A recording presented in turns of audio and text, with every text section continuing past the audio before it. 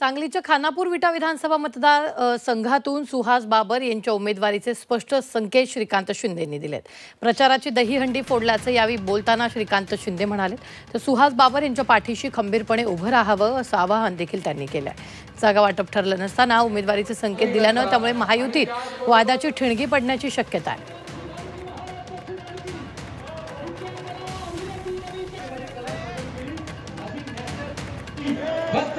दरम्यान यावर गोपीचंद पडळकरांनी नाराजी व्यक्त केलेली आहे, पाहूया।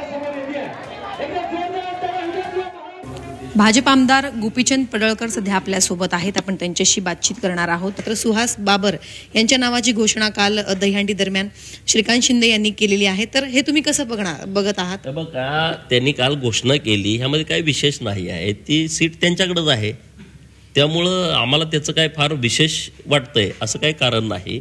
परंतु तिथल्या लोकांची भावना आहे की ब्रह्मानंद पडळकरांनी तिथं उमेदवारी लढली पाहिजे आणि तिथल्या लोकांचं खूप समर्थन पण आहे। आता ही वेळ नाही, मी त्या विषयावरती बोलत नाही, पण योग्य वेळ आल्यानंतर आम्ही बोलू। पण लोकांचं खूप मोठं समर्थन खानापूर, आटपाडी आणि विसापूर सर्कलमधल्या लोकांचं आहे।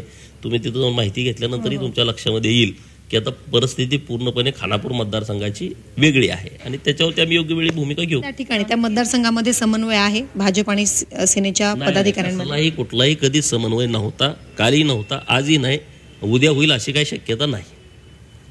तुम्ही हे जाहीर सांगतात की त्या ठिकाणी परिस्थिती आहे ना, जे काही खरी परिस्थिती आहे त्यांचं आणि आमचं कधीही कुठलं कॉन्टॅक्ट नाही, त्यांचं आमचं कधी बोलणं नाही।